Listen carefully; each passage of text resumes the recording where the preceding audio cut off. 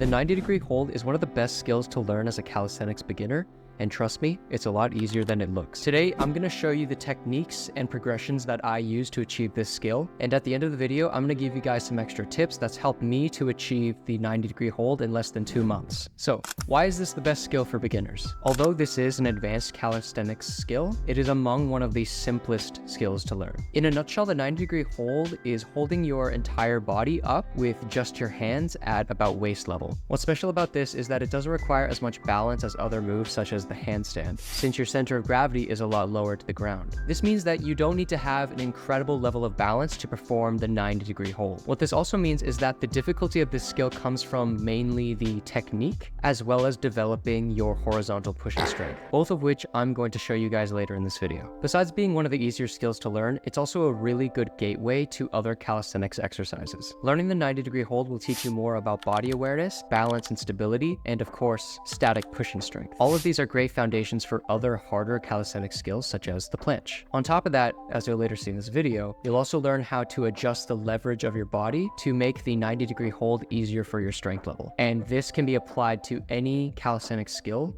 not just this one. Now for the fun part. How are we gonna go from this to this? Before we go about learning the proper technique for the 90-degree hold, we want to make sure that we have an adequate enough strength level to start training for this skill. So in order to start 90-degree hold training, you should be able to do 20 plus push-ups, as well as hold an L-sit for about 15 to 20 seconds. Now, as you begin to train, I definitely recommend getting a pair of parallettes, or at least something to elevate your hands just to make it a little easier, but there's no reason that you can't do any of these exercises or progressions on the floor. To begin, a great place to start to get a feel for the position, as well as a level of balance that you need, is by performing the younger cousin of the 90-degree hold, the elbow lever. These two moves are very similar, but the only difference is the positioning of your arms. So with your hands facing out, lower yourself down while bringing your elbows closer together, and continue to lean forward until your feet start to leave the ground and you can feel your body being supported by your elbows. The elbow lever allows you to actually balance your body weight on top of your arms rather than hovering it above the floor. While not as strength intensive as the 90-degree hold, the balancing component is more or less the same. Not only will this give you a good feel for the amount of balance you need for the move, but it also helps you to understand the body alignment you need for the hold as well. If you find the elbow lever too challenging for you, try straddling your legs. Just spreading your legs out, which makes the balancing easier and also decreases the strength level as well. Now, once you get comfortable with the elbow lever, the next step is to get stronger, pushing your body weight from your midsection. To do this, we're going to perform pseudo planche push-ups, which are just regular push-ups, but with a little bit of lean. At the start, you might not be leaning that far forward, but over time, as you get stronger and stronger, you'll start to lean more and more until your hands are roughly below your waist. Now, pro tip, try practicing the pseudo planche push-up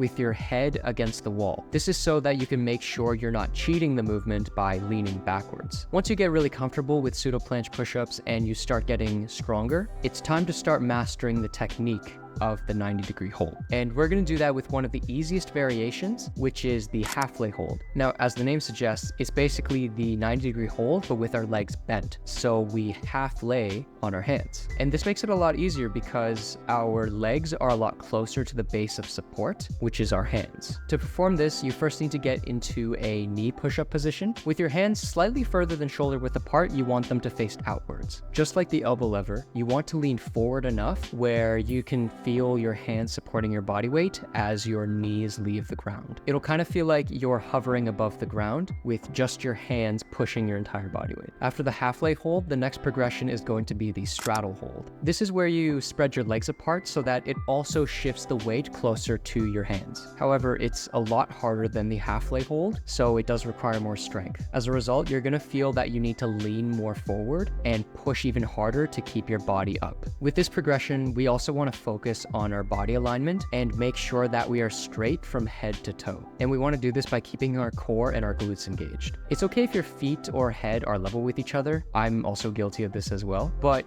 we want to try our best to have our body level with the floor. Another tip I suggest is just picking a single point on the floor and looking at it the entire time. Not only is this going to help with your concentration, but it'll also keep you more stable if you stare at a single still point. So after the straddle hold, frick. So after the straddle hold, congratulations! You can now move on to the full 90-degree hold. Now you can show your friends how cool you are by showing your moves in the middle of a Wendy's, right? Well, not quite. While each of these progressions do lead up to the full 90-degree hold, the transition from one progression to another can seem like a huge jump in strength and skill. Going from straddle to full hold or even halfway to straddle may not be a smooth path, and it can feel almost impossible. Or maybe you struggle with increasing the hold times of a certain progression and you're not making that much progress. Regardless of what problems you're facing, trust me, I've been there, I'm going to share with you some tips that will accelerate your progress, and that's helped me achieve the 90-degree hold within 2 months. Now, the first tip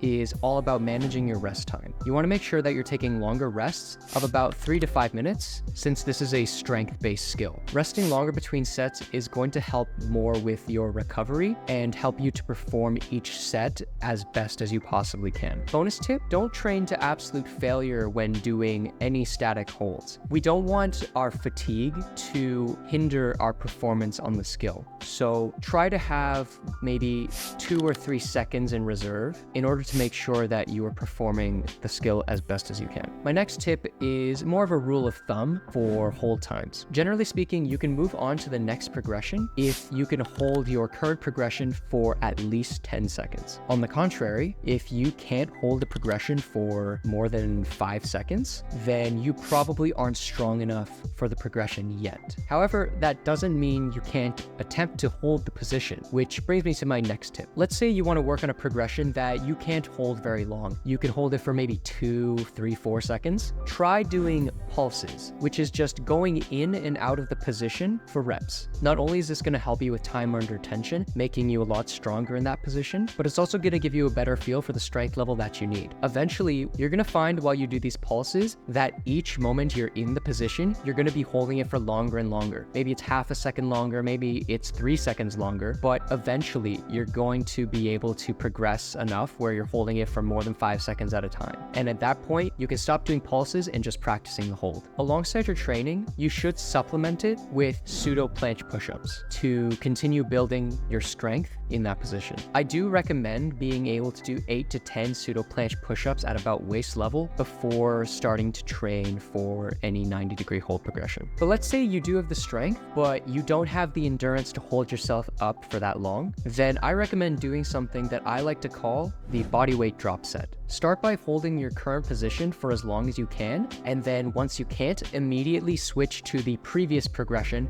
and hold for more or less the same amount of time. If you're stuck on the halfway position, then you would want to switch over to pseudo planche push-ups as a superset. By pushing yourself this way, you're going to be holding the bent arm position for a lot longer than you normally do, which is ultimately going to bring up your endurance. Maybe you're thinking, oh, I would love to start training for the 90-degree hold, but I'm not sure if I'm strong enough. I don't know if I meet the prerequisites. And if that's you, that's totally fine. But if you're looking for how to develop that foundational strength, you can check out my beginner's guide to calisthenics right here. It's got a list of exercises that you can do no matter what strength level, and I've got some sample programs that you can do for the beginning of your journey.